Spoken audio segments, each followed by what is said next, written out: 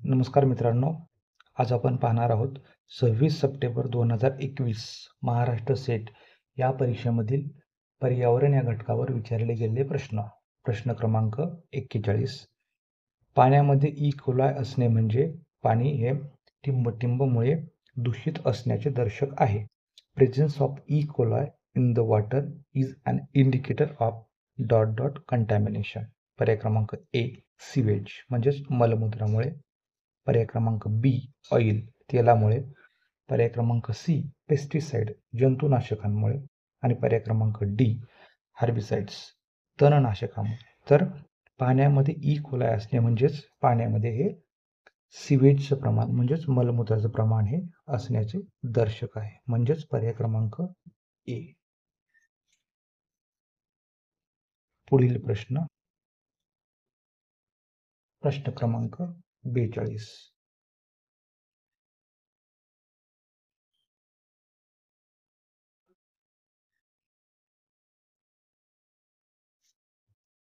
नागरी वस्तीसाठी दिवसा ध्वनी तीव्रतेच्या पातळीचे जास्तीत जास्त प्रमाण पुढील प्रमाणे आहे. During day time noise pollution in residential area should not exceed.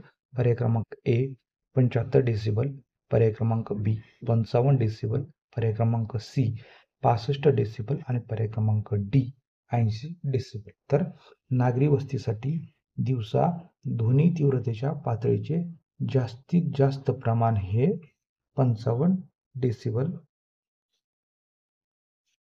आहे.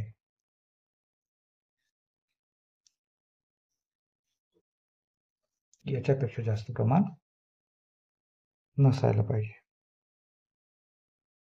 पुढील प्रश्न क्रमांक 43.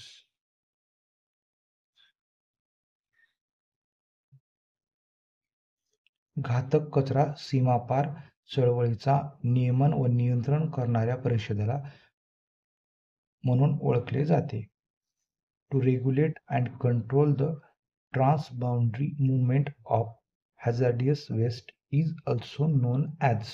पर्याय क्रमांक ए बेसल कन्व्हेन्शन म्हणजेच बेसल परिषद, पर्याय क्रमांक बी साइट्स, पर्याय क्रमांक सी रामसर कन्व्हेन्शन रामसर परिषद आणि पर्याय क्रमांक डी वेटलँड कन्व्हेन्शन वेटलँड परिषद.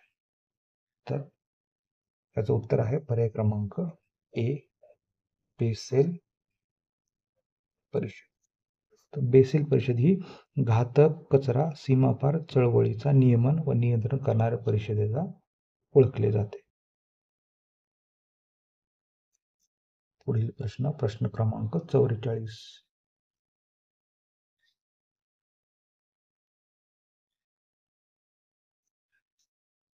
भारतामध्ये प्रदूषण टाळण्यासाठी व नियंत्रित करण्यासाठी असंख्य कायदे आहेत.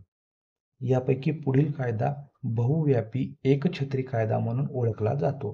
देर are number of acts in India to prevent and control of pollution. One of the following act is known as comprehensive umbrella act.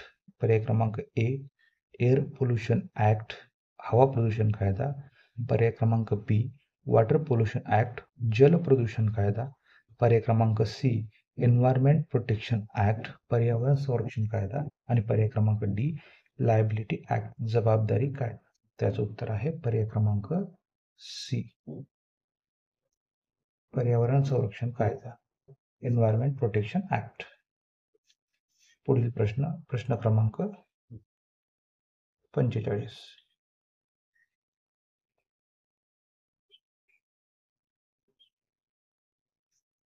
सामाजिक व आर्थिक विकासासाठी युनायटेड नेशन्सने शाश्वत विकासासाठी किती ध्येय ठरविले आहेत?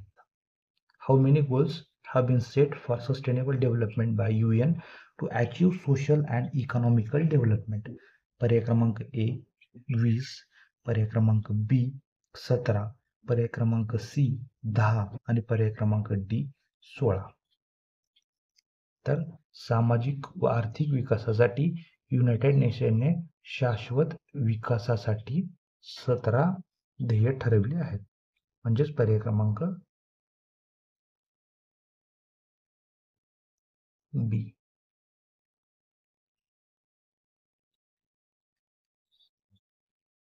तर हे होते 26 सप्टेंबर 2021 महाराष्ट्र सेट या परीक्षेतील पर्यावरण या घटकावर विचारले गेलेले प्रश्न. धन्यवाद.